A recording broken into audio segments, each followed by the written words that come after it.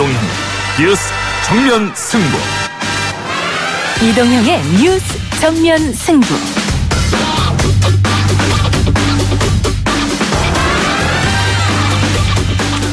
청취자 여러분 안녕하십니까. YTN FM 이동형 뉴스 정면 승부 이동형입니다. 먼저 오늘 준비한 내용 알려드립니다. 정말 꿈만 같습니다. 오늘은 여기에서 도라산까지 가지만 그 이후에는 평양으로 해서 단동까지 갈 수 있는 그런 시대가 곧 오고 있는 것 같습니다. 최대 압박이란 용어는 더 쓰고 싶지 않습니다. 북미는 보시다시피 잘 지내고 있죠. 최대 압박 문제는 아닙니다. 트럼프 미국 대통령이 싱가포르 북미 정상회담에서 종전선언이 나올 수 있다는 발언이 나왔습니다.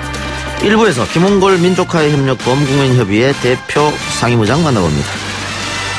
전쟁 났다고 그럴까 무슨 이렇게 막 무너지는 소리가 나가지고 나와서 보니까는 그냥 와로 무너졌더라고. 그게 아주머니 한 분이 안에서 사람 살려달라고 막 해가지고 끄집어낸 상황이고. 어제 용산 4층 건물이 무너졌습니다. 방금 목격자의 말을 들으셨는데요. 최강병기에서 관련 내용 그리고 8일부터 시작되는 사전투표를 주제로 백상문 변호사, 장영진 기자와 이야기 나눕니다. 비급여를 보험으로 끌어들여서 가격을 낮추더라도 현재 낮게 되어 있는 그 수가들의 가격은 올려주는 거거든요. 지금까지 낮게 되어 있던 거는 올려주고 지금까지 너무 높던 건 낮춰서 모든 의료 병원비 걱정은 나라, 문재인 케어, 걱정 어린 목소리가 들려옵니다. 뭐든지 당사자한테 물어봐야겠죠. 문재인 케어 설계자 김용익 국민건강보험공단 이사장에게 직접 듣겠습니다. 4부 지선아 사랑해에서는 홍준표 자유한국당 대표가 여론조사 조작을 주장하고 있는데요. 가능할까요 그것이? 4부에서 윤희용 오피니언 라이브 여론분석센터장, 권순정 리얼미터 조사 분석실장과 알아보겠습니다. 6월 4일 월요일 이동희 뉴스 정면 승부로 시작합니다.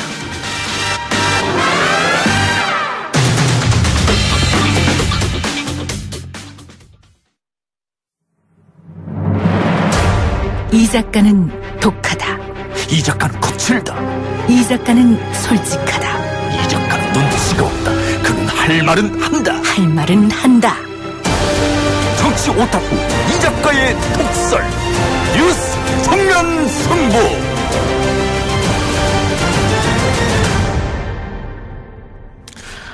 어제 서울역 플랫폼 전광판에 평양이라는 글자가 선명하게 떴습니다. 비록 이벤트이긴 했었지만 많은 분들이 평양 티켓을 구매하기 위해 서울역에 모였는데요.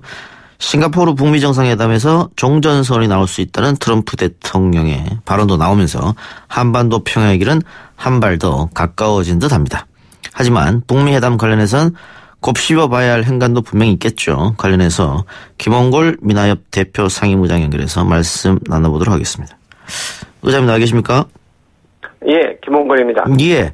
제가 그 모두에서 언급드린 평양이라는 글자가 선명하게 뜨는 이벤트, 다녀오셨죠?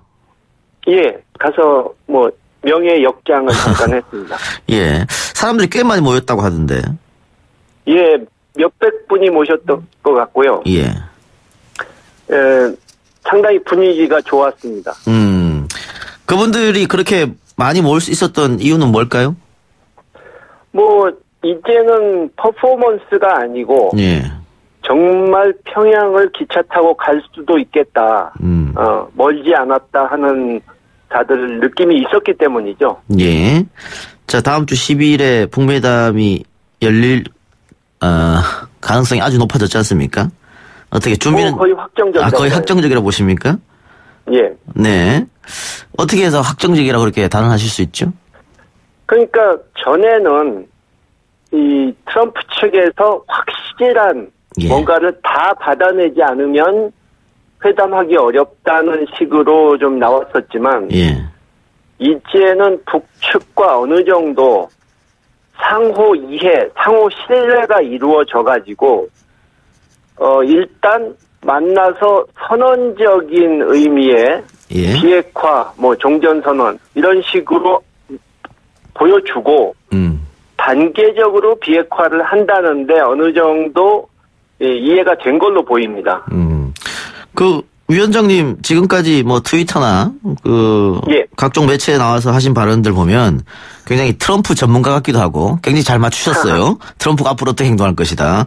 그리고 그 미국의 대북 협상에 관해서도 몇 번 얘기를 했었는데 그것도 예측도 들어맞은 것 같은데 지금 트럼프 대통령이 김영철 북한 노동당 부위원장하고 면담하고 나서 나는 이것이 한 번 만남이 될 것이라고 결코 말하지 않았다. 이것은 과정이 될 것이다. 이렇게 얘기했거든요.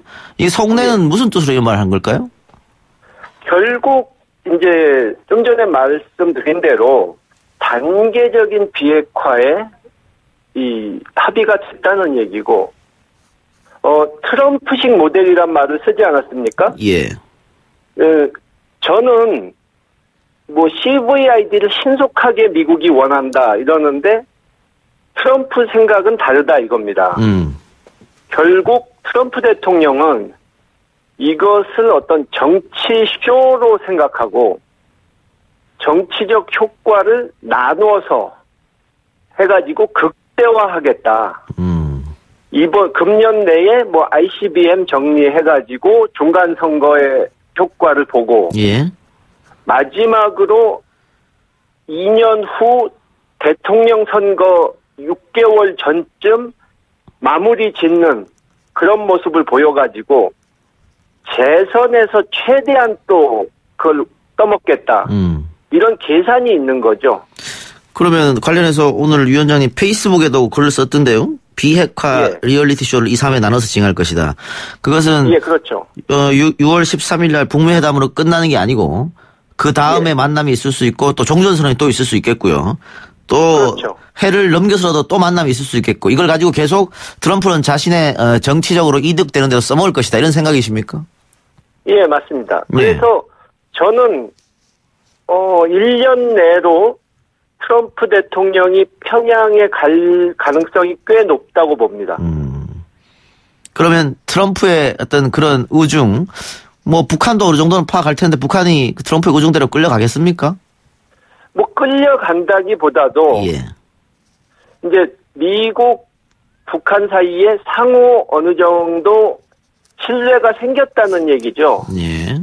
그러니까 지난번에 서한을 보내서 뭐 회담 못할 수도 있다 했는데 그때 북측이 좀 통 크게 양보를 하겠다고 했고 그러면서 남북 정상회담을 하지 않았습니까? 예.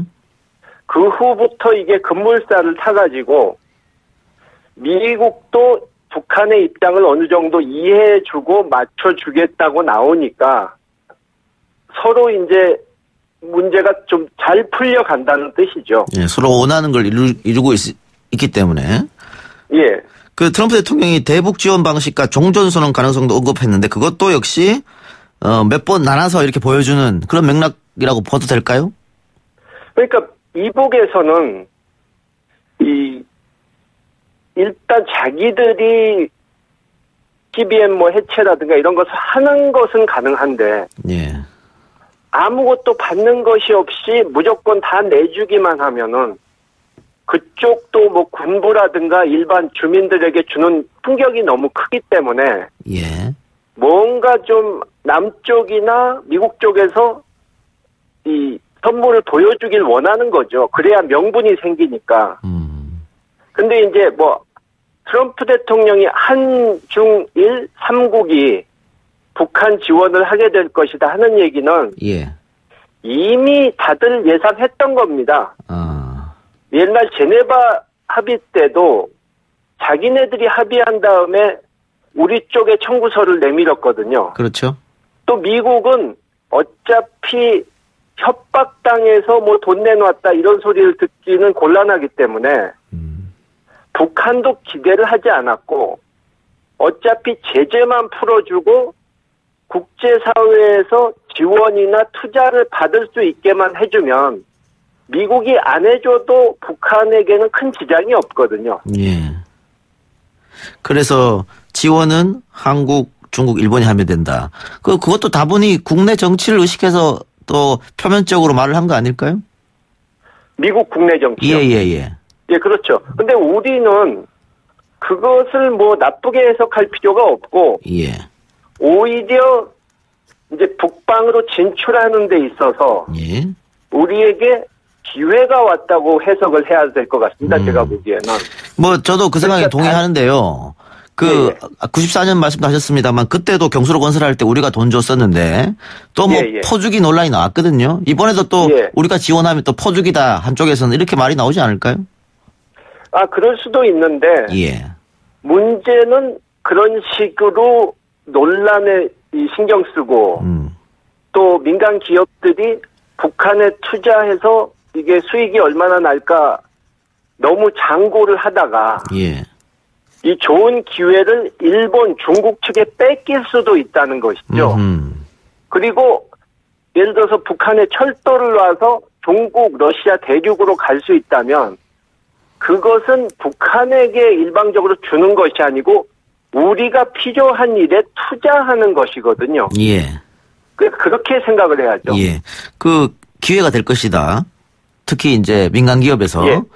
그런데 개성공단 같으면 민간 기업에서 투자를 했다가 정부 정책이 하루아침에 바뀌니까 다 손해를 봤단 말이에요. 그러니까 이렇게 그렇죠. 민간 기업에서는 투자를 하고 싶어도 리스크 때문에 또 망설일 수 있을 것 같은데요. 그러니까 그때하고는 이제 시대가 완전히 달라진 것이고요. 물론 또 안전장치가 있어야겠죠.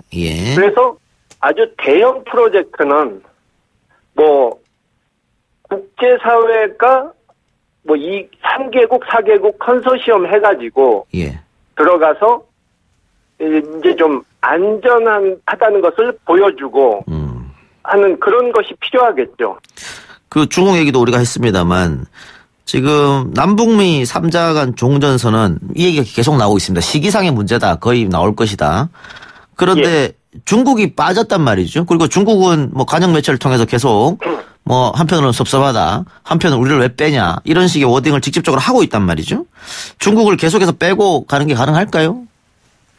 그것은 바람직하지 않죠.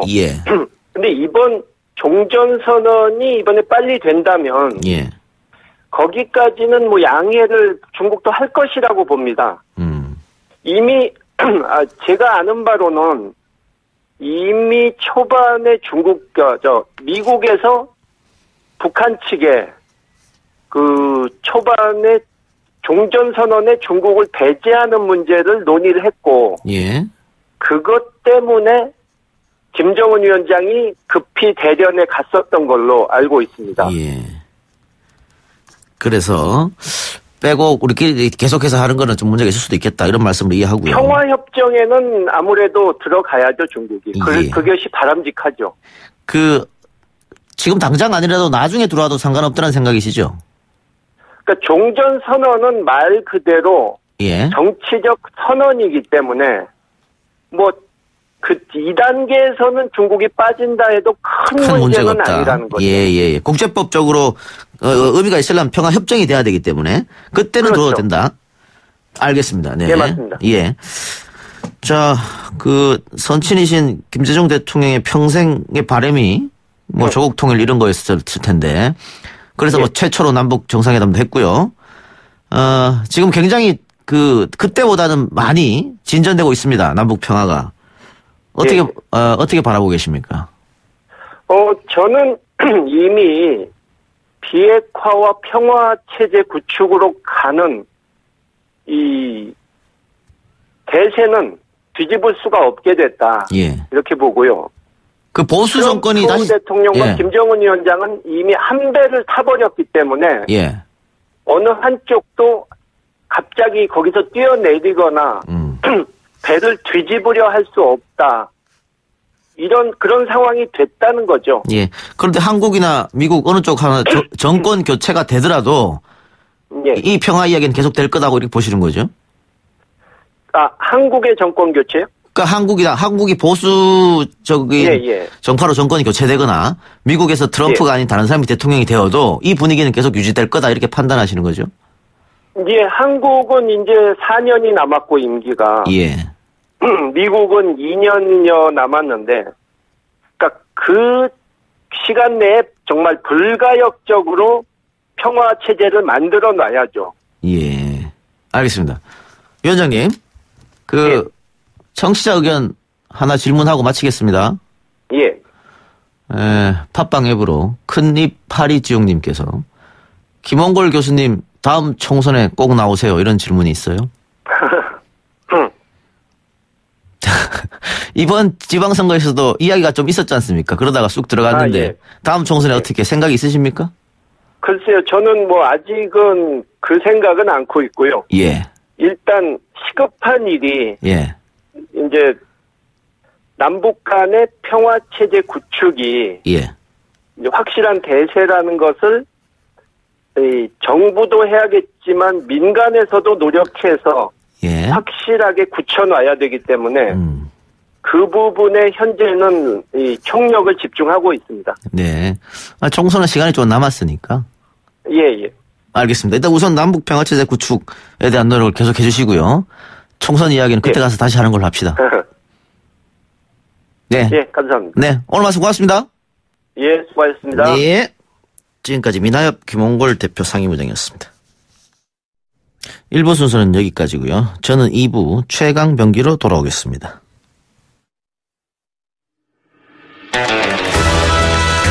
딱딱하고 지루한 뉴스가 소설보다 흥미진진해지는 새로운 경험. 놀라셨죠? 이것이 바로 이동준의 뉴스 정면 승부.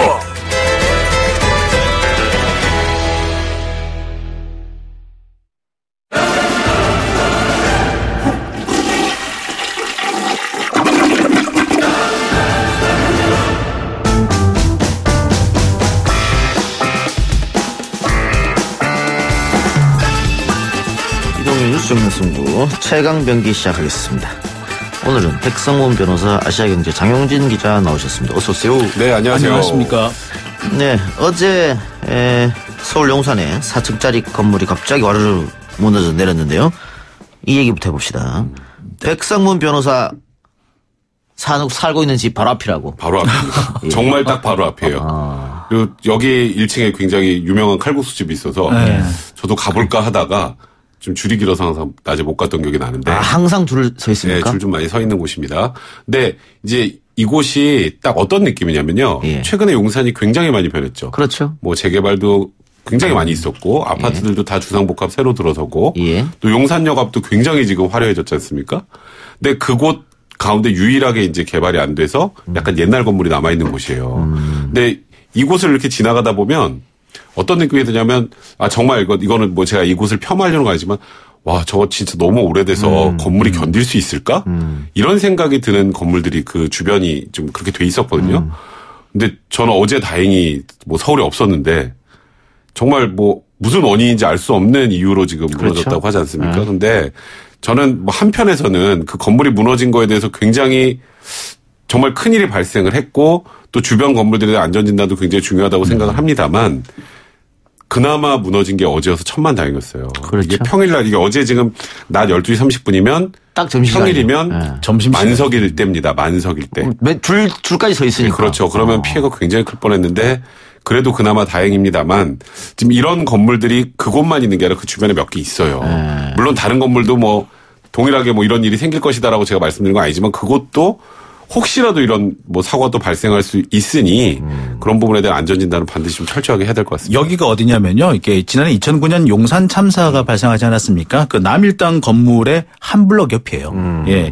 직선 거리로 하자면 한 5, 60m 정도 될까요? 아마 그 정도 거리인데 사실 그 주변에 있는 건물 중에서 비교적 멀쩡한 건물에 속했습니다. 이것이. 그렇습니까? 네. 근데 뭐 한 50년 됐다면서요? 4, 50년. 네, 66년에 진 거예요. 그럼 50년 됐네요. 네. 그렇죠. 네. 상당히 오래된 건물이죠. 그래서 뭐 이것이 그 노후화 때문에 건물이 너무 오래돼서 건물이 무너진 게 아니냐 이런 게 일단 가장 기본적인 어떤 그 원인 진단으로 나와 있는데 주변의 상인들 얘기를 들어보면은 그 주변에 현재 공사가 계속 진행 중이에요. 특히 이제 딱 길 건너서 딱 그 길 하나 건너서 골목길을 건너면 바로 지금 그 주상복합 아파트 공사가 진행 중인데 그 공사가 진행된 이후부터 계속해서 뭐 건물이 흔들린다든지 금이 간다 또는 이 건물에 배가 부르다가 하는 거 있죠. 이렇게 벽이 불룩 솟아오르는 경우 이런 것들이 많이 발생하고 또 비가 들이친다든지 물이 샌다 이런 우려들이 계속 있었다고 해요. 근데 그 길 앞에만 지금 뭐 새로운 건물이 들어서는 게 아니고 반경 한 200m 안에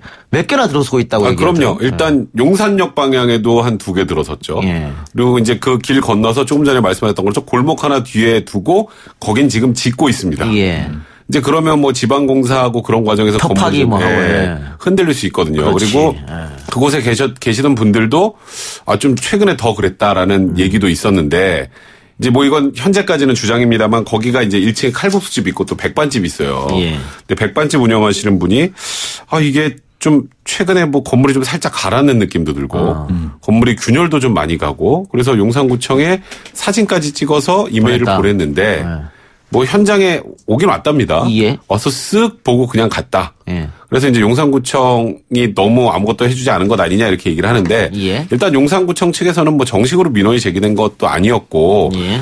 그것을 우리가 뭐 어떻게 할 수 있는 상황이 아니었다라고 지금 하고 있는데 사실 뭐 우리가 지금 이번에 뭐 이 건물이 무너져서 다행히 인명 피해가 없으니까 한 분만 조금 다쳤는데 이제 그러다 보니까 좀 뭐 그렇게 큰 사고 아니라고 생각하시는 분들이 있는 것 같은데 그렇지 않아요. 그렇죠. 관심이 그만큼 없는데 그렇지 않죠. 그렇죠. 여기에 만약에 평일날 낮이었다면 정말 어마어마한 또 대형 참사가 일어날 수 있었던 겁니다. 근데 이런 곳이 지금 많아요, 서울에. 그러니까 이게 어쨌건 재개발 다 결정되고 그리고 관리 처분 인가 나고 그다음부터 아무것도 안 하고 있는 데 많단 말이에요. 오래된 건물들. 이제 뭐 부랴부랴 이제 뭐 서울시에서 다 확인하겠다고 하는데 이런 부분들은 정말 이게 사람의 안전하고 관련된 부분이기 때문에 정말 좀 안심하고 살 수 있는 서울시 더 나아 대한민국이 돼야 될 것 같아요. 그러니까 방금 백 변호사 말대로 재개발이 지정됐는데 재개발이 이루어지지 않아서 사실상 방치된 것 같은 느낌을 주는 거잖아요. 네, 그렇습니다. 왜 이래 오랫동안 그냥 됐어요? 사실 이게 지금 전해지기로는 2011년에 한번 추진이 됐었는데 당시에는 이렇게 중국인 의료 관광객들을 위한 의료 관광 호텔을 짓겠다 뭐 이렇게 했었는데 그게 지금 작년에 뭐 작년 재작년 사드 문제 생기면서 중국 관광객들이 대폭 줄었잖아요. 예. 그러면서 갑자기 그 추진하던 그 건설업체가 손을 떼고 나갔답니다. 그러면서 이제 이 문제가 지금 그 재개발이 안 되고 벌써 사실 철거가 됐어야 될 건물인데 그대로 남아 있어서 이런 일이 생겼다라고 얘기를 합니다만 제가 확인해 본 바로는 조금 다른 얘기도 있어요. 원래는 사실 이 지역이 용산 참사가 나기 전까지만 해도 그 포괄적으로 일괄적인 개발이 진행될 예정이었던 곳이라고 해요. 근데 용산 참사가 나면서 상당수 대기업들이 발을 뺐던 곳이거든요. 그러다 보니까 이 지역만 사실 별개의 소규모 개발이 진행되다 보니까 아무래도 이 진척이 없었던 것이 이 지역만 개발되지 않은 이유라고도 합니다. 그런데 그 구청에다가 그렇게 신고를 했는데 구청도 우리도 어쩔 수 없다 그러면 뭐 어떻게 합니까 그러면? 그러니까 말이에요. 방법이 없는 겁니까? 그러니까 저도 그게 제일 황당했어요. 예. 그러니까 예를 들어서 우리가 뭐 소홀했다 이 개념이 아니라 그거는 우리가 뭐 할 수 있는 게 없다라는 취지잖아요. 그러니까 지금 딱 이게 문제가 이제 정비구역으로 딱 지정이 되면 그다음에 이제 관리처분 인가가 나와야 이제 조합이 이제 그 건물을 철거를 하거든요. 예. 근데 뭐 그 이후에 관리처분 이제 인가를 받기 전이거나 이렇게 재개발 진행되려고 했다가 또 무산되거나 하면 그냥 말 그대로 안전관리 사각지대예요. 뭐 할 수 있는 게 없어요, 거기는. 게다가 지금 이게 원인이 뭐 화재나 뭐 폭발도 아니라고 하니까 네. 정확한 원인을 좀 더 봐야겠지만요. 그렇죠. 그러면은 그 식당을 임대하고 있었던 사람이라든가 네. 또 세입자들 네. 이분들은 보상을 누구한테 받나요? 집주인한테 받나요? 그러니까 일단은 1차적으로는 건물주가 책임을 지는 된다. 거죠. 원칙적으로. 근데 이제 문제는 예를 들어서 아까도 언급했던 것처럼 이게 화재도 아니고 폭발도 아니고 예. 그리고 그냥 무너진 거잖아요. 이제 말 그대로. 근데 그 무너지게 된 원인이 주변에 재개발을 하는 과정에서 그걸로 판명이 난다면. 네, 근데 그 인과관계 입증이 진짜 어렵죠. 그 인과관계 거의 입증이 어렵다고, 된다면요. 거의 안 된다고 봐야죠. 예. 그쪽 떼서 책임을 질 수도 있지만 예. 사실 이 건물주 입장에서는 또 굉장히 벼락맞은 거나 마찬가지 상황인 그렇죠. 거예요. 그 원인을 정확하게 규명하기 위해서 일단 국가수에서 지금 2차 조사를 7일부터 실시한다고 하는데 과연 거기서 명확하게 뭐 복합적인 원인이다. 이런 게 제일 어지러운 거예요, 이제. 복합적인 원인. 이제 그럴 가능성도 배제할 수 없거든요. 건물의 노후와 주변의 재개발, 공사. 이런 것들이 복합적 원인이 있어서 붕괴했다고 하면 그걸 누군가에게 전적으로 책임을 묻기도 또 이게 피해를 입은 분들은 피해를 누구에게 물어야 되는지도 굉장히 어려워지는 상황이 될 수도 있습니다. 그 서울시장 후보들이 일제히 용산 붕괴 현장을 찾았다고 하는데 네. 박원순 시장한테는 악재일 수 있겠네요. 박원순 시장 입장에서 상당히 큰 악재에 해당이 되죠. 사실 이 삼풍백화점 붕괴와 이제 빗대는 그런 후보들도 나왔고요. 그러다 보니까 사실 박원순 시장이 그동안 여러 가지 뭐 안전 문제라든지 뭐 재개발 문제라든지 이런 문제 상당히 적극적으로 좀 새로운 어떤 비전을 제시했는데 이번 사건 같은 경우에는 이 재개발 그 박원순식 재개발 사업에 허점이 드러났다 이렇게 지적할 수도 있는 문제여서 어떻게 보자면은 상당히 악재 중에 악재가 아닌가 정말 돌발 악재라고밖에 볼 수 없을 것 같습니다. 자, 안철수 후보 캠프에서 바로 뭐 최단비 대변인이 이렇게 얘기를 했습니다. 용산구 건물 붕괴 사건은 도시 재생 사업의 한계가 명확히 드러난 참사다. 이제 이거는 어쨌건 지금 말씀하셨던 것처럼 박원순 시장에게는 좀 악재로 작용할 수밖에 없는 상황이죠. 지지율에도 영향을 미칠까요?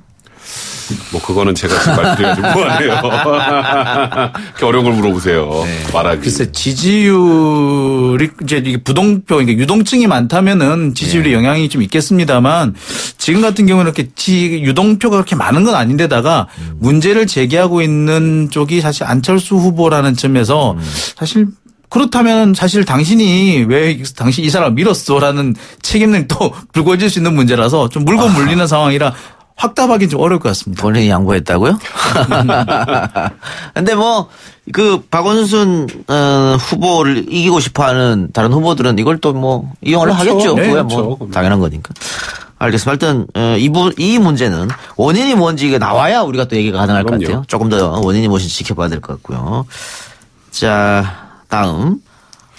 한진그룹의 이명희 이사장, 조현아 사장. 또, 조사는 아니죠. 법원으로 나간 겁니까? 네, 그렇죠. 일단 이명희 이사장 같은 경우는 오늘 영장 실질심사가 있었죠. 아하. 오전에 10시 반에 이제 출두를 해서 우리가 국정농단 사건 때문에 영장 실질심사를 너무 길게 하는 거 봐가지고 2시간 만에 나와가지고 깜짝 놀라는 분들이 있던데 원래 2시간 안에 나옵니다, 대부분. 일단 이거는 뭐 물리적인 폭력이나 이런 것들이기 때문에 뭐 법리 다툼이 있는 것도 아니고요. 그래서 크게 뭐 많이 들여다볼 건 없어요. 그러니까 이 사안은 이제 오늘 제가 생각하기에는 한 7시에서 8시 사이에는 결정이 될 것 같거든요. 원래 그때 납니다. 이것도 우리가 맨날 새벽에 나는 거 최근에 많이 봐서 그런데 판사들도 뭐 저 퇴근하기 전에 보통 내놓고 가거든요. 근데 일단 다른 것보다 첫 번째 증거인멸의 우려는 좀 다소 명확한 것 같아요. 우리가 그런 말 하잖아요. 피해자 뭐 신원을 경찰에서 좀 꼭꼭 숨긴다. 근데 원래는 폭행 사건은 그건 당연히 가해자가 합의를 해야 되는 건데 그걸 왜 숨기나 뭐 이런 얘기 하지 않았습니까? 근데 만약에 폭행 사실을 다 시인하면 피해자들 신원 다 알려줬을 거예요. 왜냐하면 합의해야죠 그러면. 그건 당연하죠. 뭐 본인 뭐 사죄하고 또 피해자가 처벌 원하지 않으면 처벌 안 받을 수도 있으니까. 근데 문제는 부인하는데 피해자를 찾아다니면은 부인하는데 뭐하러 피해자를 찾아다니죠? 그게 이제 없었던 걸로 해주세요. 그게 회유예요. 근데 그 회유 정황을 경찰이 포착을 해서 그래서 사실 원래 경찰이 이제 2번 정도 조사를 하고 나면 전체적으로 진술을 다 체크를 하고 한 하루 이틀 정도 후에 영장을 신청을 하고 검찰이 청구를 하는 게 일반적인데 경찰이 굉장히 급히 서둘렀잖아요. 이제 그런 면에서 보면 이제 증거인멸 정황은 어느 정도 인정이 되는 것 같으나 제일 중요한 건 지금 뭐 죄명은 한 7개 되고요.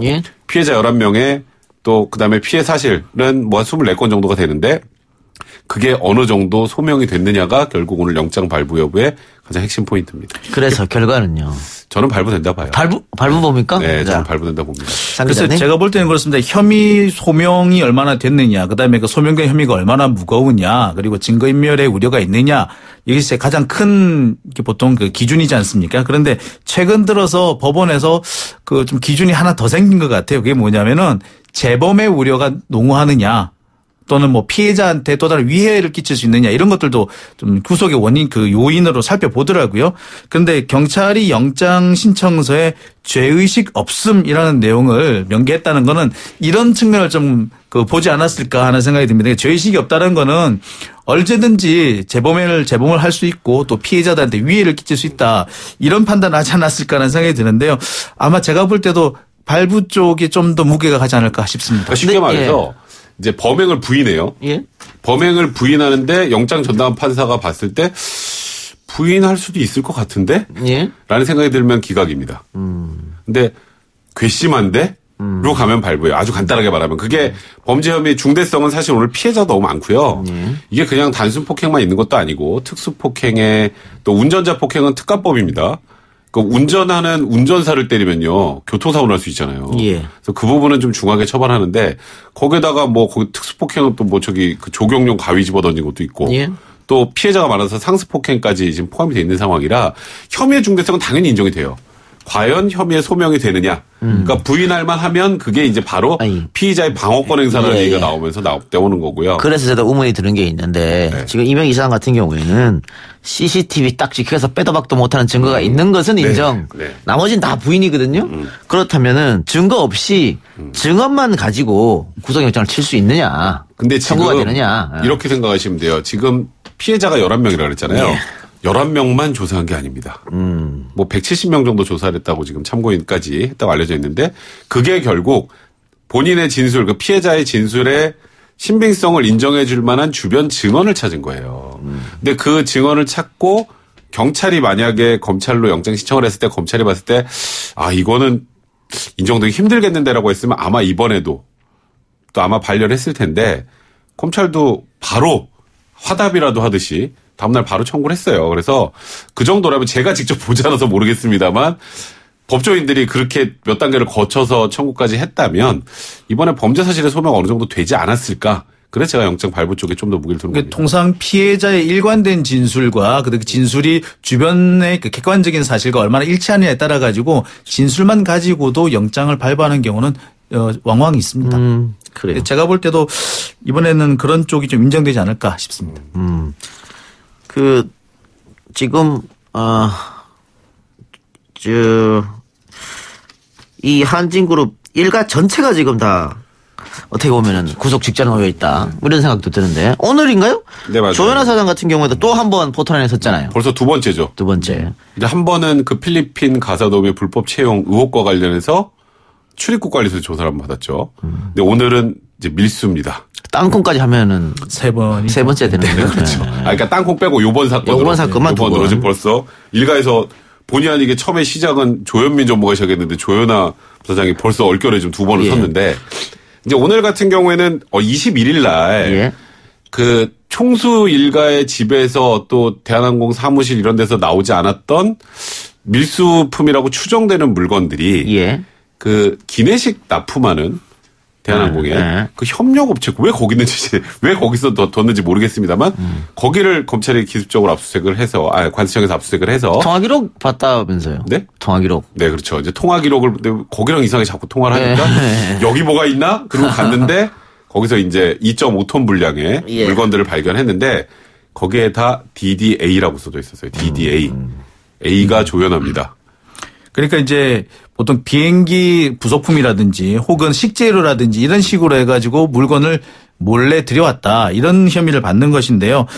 아마 여기에서 2.5톤 분량의 각종 상자들이 나왔다라는 것은 아마 여기에 적어도 몇 가지는 중요한 어떤 결정적인 증거가 있지 않을까 이렇게 다들 이렇게 보고 있습니다. 그런데 그 2.5톤 트럭 조현아 씨 것만 나왔나요? 다른 일가족 중에 다른 사람도 나왔을 것 같은데. 일단은 DDA라고 써져 있는 상자만 보였어요. 그러니까 우리가 그거는 정확하게 알 수 없고 일단은 뭐 그 당시에 뭐 승무원들이나 또 대한항공 직원들의 진술로 미뤄봤을 때는 조현아 전 부사장의 물건이 가장 많았다.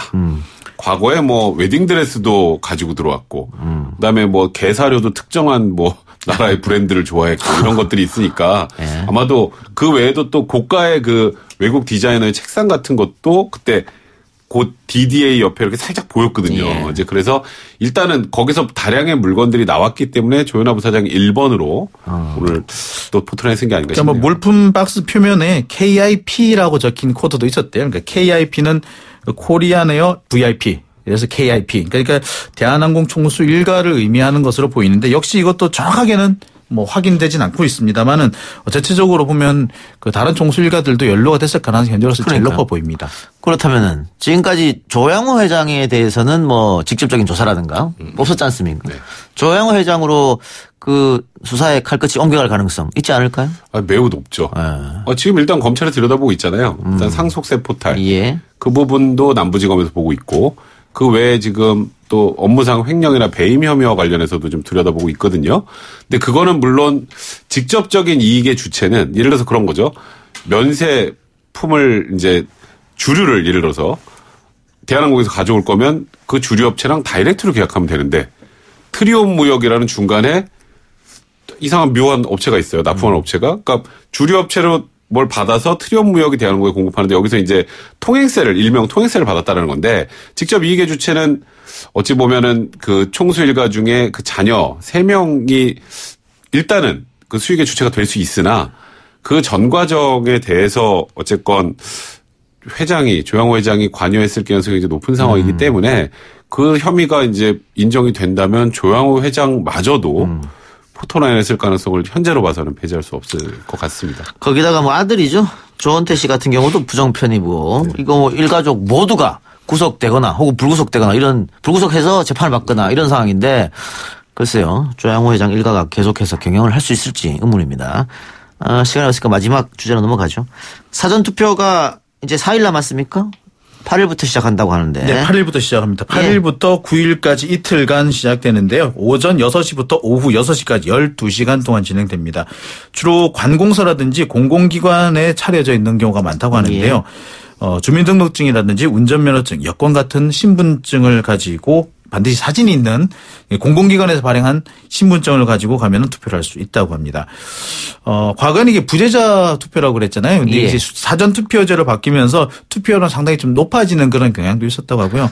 오늘은 문재인 대통령도 사전투표를 하겠다는 입장이 발표가 됐습니다. 특히 젊은 층 같은 경우에는 미리 투표하고 그렇죠. 원래 투표 날 쉬니까 그 전날 우리 어디 가자 뭐 이렇게 많더라고요. 요즘에 유행식으로. 그러니까 요즘에 사전투표를 젊은 분들이 진짜 많이 해요. 네. 저도 저번 대선에 제가 뭐 사전투표하러 가서 이렇게 보니까 거의 대부분 젊은 분들이고 그날 하루 쉬는데 그날은 진짜 여행 가고 놀아야지 하시는 분들 많은 것 같고요. 저는 근데 문재인 대통령이 사전투표하는 게 일단 청와대에서는 뭐 일단 투표율을 높이겠다 뭐 이런 취지로 얘기를 했는데 이건 정말 나쁜 뜻이 아니고 이제 어쨌건 6.13 지방선거 당일의 전날 어쨌건 북미 정상회담이 싱가포르에서 열리니까 그 이후의 상황은 사실 예측이 좀 안 되잖아요. 예측이 안 되는 측면을 고려하지 않았을까. 뭐 그날 13일에 무슨 이벤트가 있어서는 아니고 혹시 13일에 뭔가 예를 들어서 뭐 중교소를 같이 할 수 있으니까 그날 하루 정도는 문재인 대통령이 갑자기 어디를 가야 될 수 있는 상황이고 그래요. 그래서 그런 거를 좀 어느 정도는 예상하지 않았을까 싶네요. 뭐 좋게 생각하는 게 좋지 않을까 싶습니다. 좋게 기대하는 것도. 네. 그리고 저 같은 경우에도 지난 대선 때 사전투표를 했는데 서대문구에 사는데 투표는 마포구에서 와서 했거든요. 그러니까 전국 어디 가도 상관없다는 거잖아요. 이게. 그렇죠. 그게 이제 또 장점이기도 하니까 사전투표 많이 해서 투표율이 오른다는 것은 참정권을 행사하는 거에서 아주 중요한 의미가 있죠. 여러분들 사전투표 많이 하시고요. 그러면 두 분 말씀 오늘 여기까지만 듣겠습니다. 네, 고맙습니다. 네, 감사합니다.